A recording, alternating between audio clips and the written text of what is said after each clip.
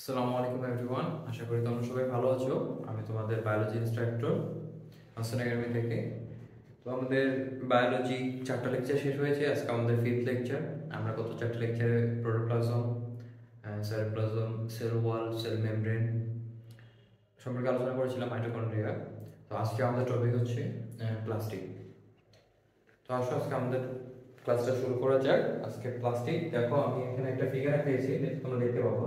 এটা হচ্ছে একটা গাছের ছবি। গাছে আমরা কি থাকে, গাছে হচ্ছে বিভিন্ন পাতা টাতা থাকতেছে। উপরের পার্টটা হচ্ছে কি থাকে, গ্রিন কালার থাকে। এবং এটা হচ্ছে এই গাছের মনে করো একটা ইয়াং ফর্ম, মানে শুরুর দিকে গাছটা এতটুকু ছোট ছিল, বড় হয়ে গেছে। তো একটা গাছের মধ্যে মূলত আমরা প্লাস্টিকটা পেয়ে থাকবো। তো প্লাস্টিক আমাদের কোন সেলের একটা পার্ট হবে? প্লাস্টিক কি আমরা প্ল্যান্ট সেল, অ্যানিমাল সেল দুটোতেই পাবো? না, কথা হচ্ছে আমরা কেবলমাত্র প্লাস্টিক কই পাবো? প্ল্যান্ট সেলে পাবো। তাহলে আমাদের একটা প্ল্যান্টের অ্যাপিয়ারেন্স, সবুজ কালার অথবা রেড কালার, এগুলোর জন্য কে দায়ী থাকবে? রেসপন্সিবল কে থাকবে? আমাদের প্লাস্টিক। হোক সেটা গ্রিন কালার হতে পারে, রেড কালার, এর জন্য আলাদা আলাদা ক্লাসিফিকেশন আছে। তাহলে প্লাস্টিক কি? It is a unique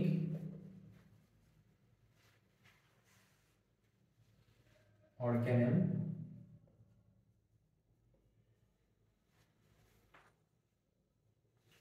found in plants।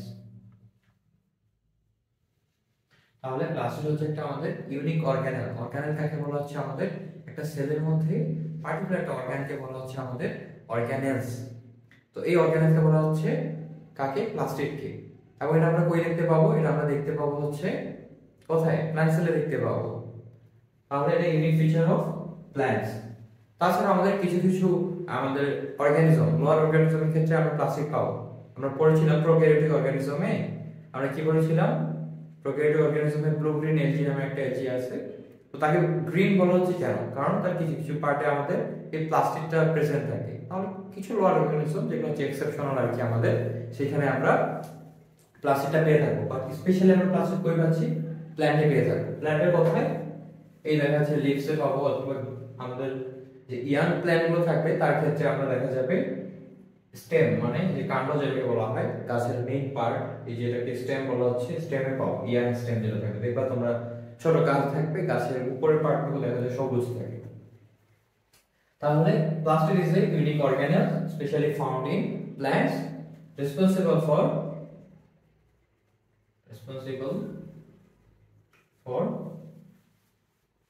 food production and storage।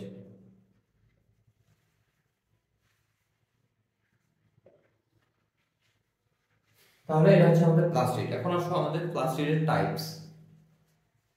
Plastic আমাদের 3 টাইপস এর হয়ে থাকে।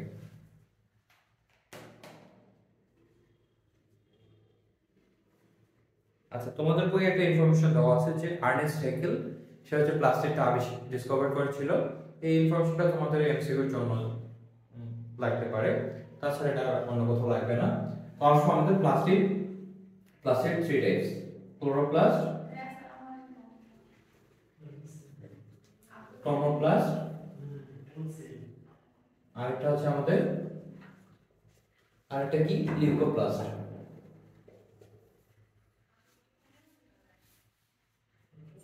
তার আমাদের প্লাস্টিক কয় ধরনের হয়ে থাকে? 3 ধরনের। তার মধ্যে ক্রোমোপ্লাস্ট যেটা আছে, ক্লোরোপ্লাস্ট, সে হচ্ছে কি করবে? গ্রিন কালারের জন্য রেসপন্সিবল থাকবে। ক্রোমোপ্লাস্ট যে আছে, ক্রোমো মানে বোঝায় যে কালারফুল, তার মানে সে আদার দেন গ্রিন,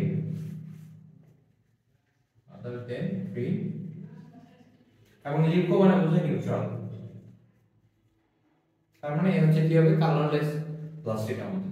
আমাদের ফার্স্ট অর্গান যেটা ক্লোরোপ্লাস্ট, সেটা নিয়ে আমরা এখন আলোচনা করব।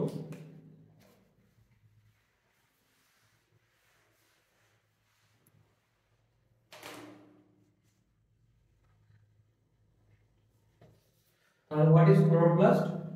The green colored plastic which is specially found in leaves, young stems is known as chloroplast. আর ক্লোরোপ্লাস্ট আমরা কই পাবো? এই যে লিভসে পাচ্ছি, তারপরে ইয়াং লিভসে পাবো, এবং ইয়াং স্টেম মানে গাছের কাণ্ড, নতুন যে ছোট ছোট গাছ আছে তাদের কাণ্ডে আমরা হচ্ছে ক্লোরোপ্লাস্টটা পাবো। এখন আমরা যে কোনো কিছু বাইরে থেকে সবুজ দেখে বলতে পারবো যে সেখানে কি প্রেজেন্ট আছে, প্লাস্টিড প্রেজেন্ট আছে। এখন আমরা একটা ফিগার যদি দেখি প্লাস্টিডের, যে তোমাদের লাগবে না, এই একটা পাতার মধ্যে দেখা যাচ্ছে, একটা পাতার মধ্যে তাহলে আমাদের কি থাকবে, ক্লোরোপ্লাস্ট থাকবে। এখন আমরা যদি একটা ক্লোরোপ্লাস্টের ফিগার দেখি তোমাদের,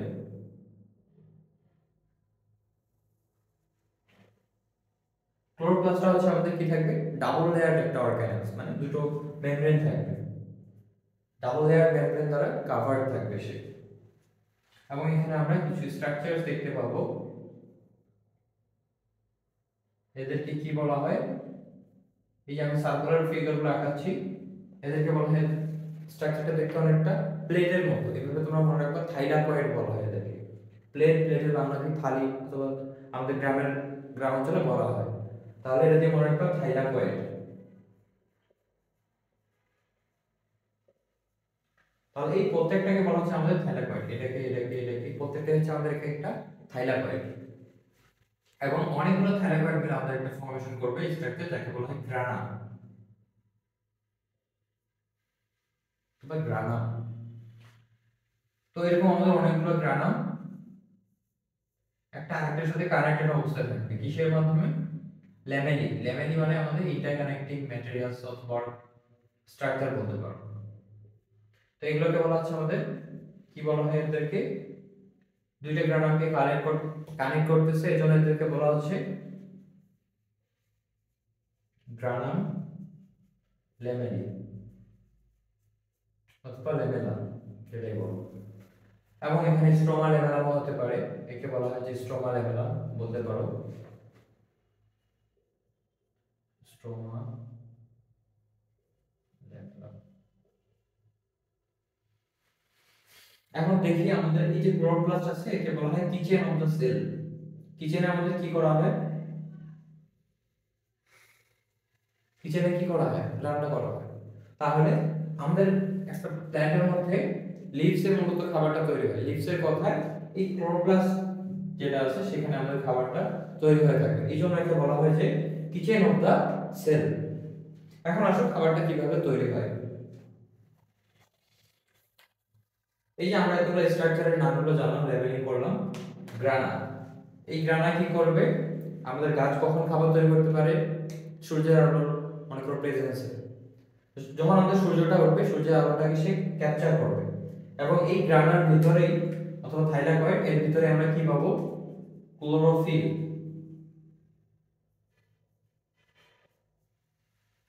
ক্লোরোফিল নামের আমরা পিগমেন্ট পাবো, যেটা মূলত আমাদের গ্রিন অ্যাপিয়ারেন্সের জন্য রেসপন্সিবল থাকে। এখন ক্লোরোফিলটা কি, ক্লোরোফিল হচ্ছে আমাদের ওয়ান কাইন্ড অফ পিগমেন্ট।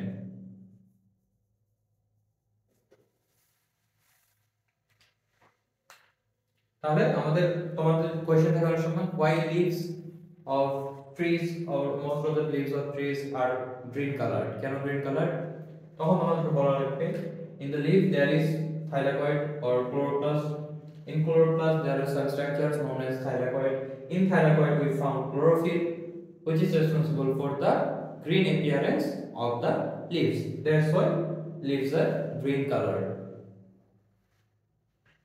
তো আমাদের এই যে ক্লোরোফিল বলো অথবা গ্রানা বলো অথবা থাইলাকয়েড বলো, এরা কি করে, সানলাইটটাকে ক্যাপচার করে, সানলাইটটাকে ক্যাপচার করে এদের কাজটা কি, আমাদের এদের কাজটা হচ্ছে ক্লোরোপ্লাস্ট করবে সোলার এনার্জিটাকে ক্যাপচার করলো, সেটাকে সে কোন এনার্জিতে কনভার্ট করবে, কেমিক্যাল এনার্জি।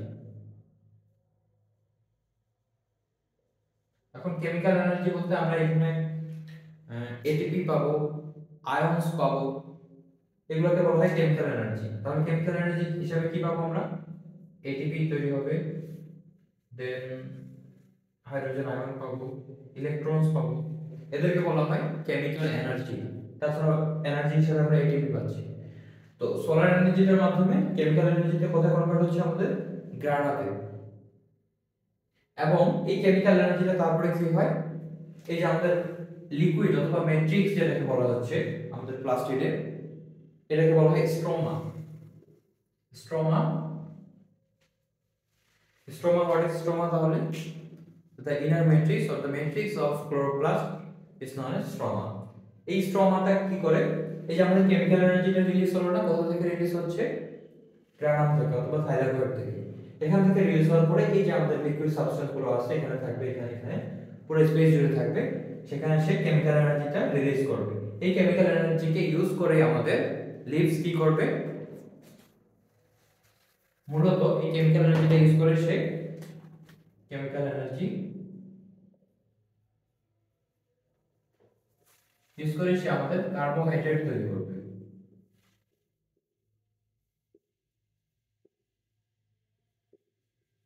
এবং কার্বোহাইড্রেটের তোমরা ফর্মুলা জানো, কার্বোহাইড্রেটের ফর্মুলা কোনটা?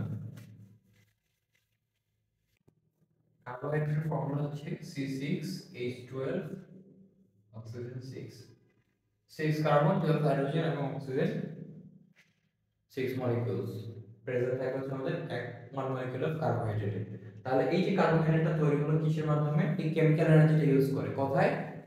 আমাদের স্ট্রোমা। তোমাদের এখান থেকে অনেক সময় এমসিকিউ থাকে যে in which of the following simple carbohydrate is produced, তাহলে কোনটা হবে? আমাদের স্ট্রোমা।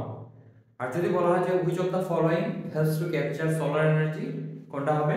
এই যে গ্রানা, এই যে এরা কি করবে? সোলার এনার্জিটাকে ক্যাপচার করবে। ক্যাপচার করে কি তৈরি করবে তারা? এটিপি, H+ আয়ন এন্ড হচ্ছে ইলেকট্রন তারা রিলিজ করবে। কোথায় রিলিজ করে? স্ট্রোমাতে। স্ট্রোমাটা ইউজ করে কেমিক্যাল এনার্জি ইউজ করে কার্বোহাইড্রেট প্রোডিউস করে দেবে। তাহলে এই গেল আমাদের ক্লোরোপ্লাস্ট।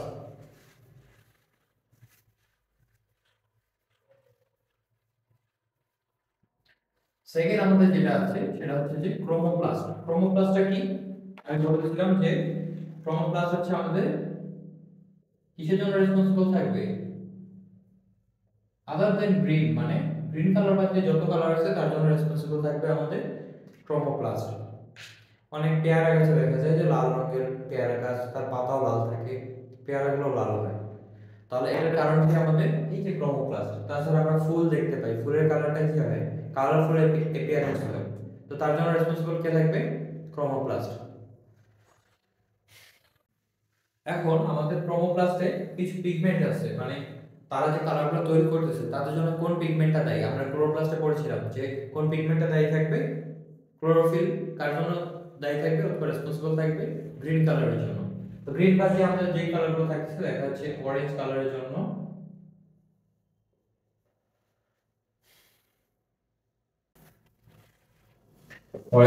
জন্য আমাদের থাকবে ক্যারোটিন। ইয়েলো কালারের জন্য রেসপন্সিবল থাকে হচ্ছে xanthophyll।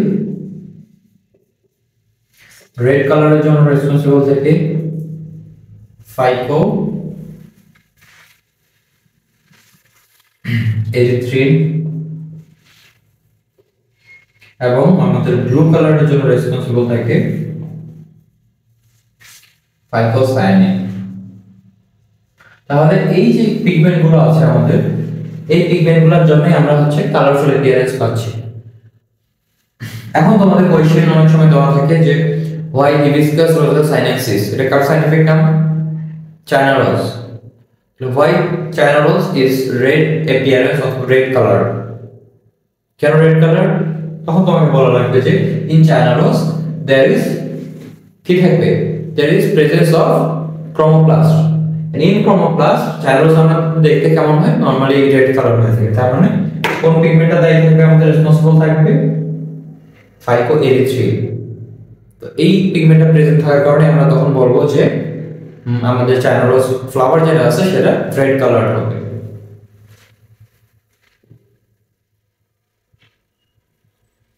এখন আমাদের ক্রোমোপ্লাস্টের ইম্পর্টেন্সটা কি? ক্রোমোপ্লাস্ট কেন দরকার? সে আমাদের ফুলটাকে কি করতেছে? কালারফুল অ্যাপিয়ারেন্স করছে। যার কারণে কি হবে? তোমরা দেখবা আমাদের মধু যে সংগ্রহ করা হয়, কি মধুটা কই থেকে পাই আমরা? মৌচাক থেকে পাই। তো মৌচাকে কারা থাকে? মৌমাছিরা কি করে? তার ফুলে ফুলে মনে করো মধুর যে মেইন পার্টটা আছে নেকটারটা কালেক্ট করে। তার জন্য তাদেরকে ফুলের উপরে বসা লাগছে। তো তো তারা কি করে, কালারফুল যে ফুলগুলো আছে তাদের দিকে বেশি অ্যাট্রাক্টেড হয়ে থাকে, যার কারণে তাদের উপর মূলত বসে তারা নেকটারটা কালেক্ট করে থাকে। তো এটা যদি মনে করো একটা ফ্লাওয়ার, এই ফ্লাওয়ারে সে এখানে বসবে, বসার কারণে আমাদের ফ্লাওয়ারের মধ্যে তাদের রিপ্রোডাকশনের জন্য হেল্প করে থাকে হচ্ছে, অথবা পলিনেশন যেটাকে বলা হয়, যে পলেন গ্রেইন অথবা তাদের ফিমেল রিপ্রোডাক্টিভ পার্ট এখানে থাকে। তো একটা মৌমাছি আসলে যখন এখানে বসবে তখন কি হবে, এই পলেন গ্রেইন যেগুলো আছে এটা হচ্ছে sticky in nature. Sticky in nature হওয়ার কারণে কি হবে, আঠালো। মৌমাছি যখন বসবে তাদের বডির সাথে লেগে যাবে। এক ফ্লাওয়ারের পলেন গ্রেইন গুলো আরেক ফ্লাওয়ারে চলে যাবে। আরেক ফ্লাওয়ারে চলে যাওয়ার কারণে কি হবে, আমাদের ভ্যারাইটি সৃষ্টি হবে। তাছাড়া এই পলিনেশন হচ্ছে, যার কারণে আমাদের নিউ প্ল্যান্টস পেয়ে থাকবো আমরা। তাহলে আমাদের ক্রোমোপ্লাস্টের ইম্পর্টেন্সটা হলো এখানে, যে সে কালারফুল অ্যাপিয়ারেন্স করতেছে, যার কারণে আমাদের কি হচ্ছে, পলিনেশন হচ্ছে। পলিনেশনের কারণে আমরা ভ্যারাইটি অফ ফ্লাওয়ার্স পাচ্ছি এবং প্ল্যান্টস পাচ্ছি। প্ল্যান্টস গুলো কি করছে, তাদের অ্যাডাপশন পাওয়ারটা ইনক্রিজ হয়ে যাচ্ছে। তাহলে এই হলো আমাদের ক্রোমোপ্লাস্ট। দেন আসছে আমাদের লিউকোপ্লাস্ট। লিউকোপ্লাস্ট আমরা পড়লাম, লিউকো মানে কি বোঝাচ্ছে, a colorless plastic. So what is leucoplast? The colorless plastic found in plant is known as leucoplast. এখন leucoplast আমরা কই পাবো, leucoplast পাবো হচ্ছে আমরা parts of the plant where sunlight cannot reach. তাহলে এটা হচ্ছে আমাদের কি, স্পেশালি রুটস, মানে আমাদের প্ল্যান্টের যে পার্টটুকু মাটির নিচে থাকবে সেখানে মূলত আমরা লিউকোপ্লাস্ট পাবো। তাছাড়া দেখা যাবে যে তুমি যদি ঘাসের উপর অনেকদিন ধরে একটা ইট রেখে দাও, তাহলে দেখা যাবে ঘাসের কালারটা সবুজ থেকে ধীরে ধীরে গ্রে কালার হয়ে যাচ্ছে অথবা কালারলেস হয়ে যাবে। তাহলে কারণ কি, সে সানলাইট থেকে মনে করো বঞ্চিত হচ্ছে, যার কারণে তার কালারটা লিউকোপ্লাস্ট হয়ে যাবে, মানে নন কালারফুল অ্যাপিয়ারেন্স হবে। তাহলে লিউকোপ্লাস্টের কাজটা কি, এর একটাই ফাংশন, সেটা হচ্ছে যে স্টোরেজ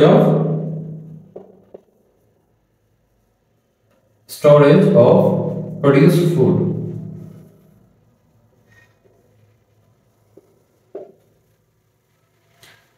তাহলে আমাদের লিউকোপ্লাস্টের কাজ কি, প্রডিউস ফুডটা কোথায় তৈরি হবে, খাবার কোথায় তৈরি হবে, খাবার হচ্ছে আমাদের ক্লোরোপ্লাস্টে তৈরি হবে। তারপরে গাছ সেটাকে ইউটিলাইজ করবে, দেন যে মনে করো এক্সট্রা পার্টটুকু থাকবে সেটা লিউকোপ্লাস্ট নিজের মধ্যে স্টোর করে রাখবে।